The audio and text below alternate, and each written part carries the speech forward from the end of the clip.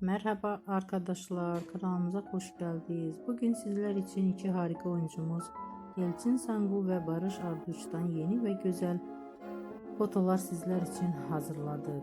Yelçin Sangu öyle bir geçer zaman ki Kurt Seyit ve Şura ve Kiralık Aşk dizisinde rol almış ve herkes tarafından çok beğenilmiştir.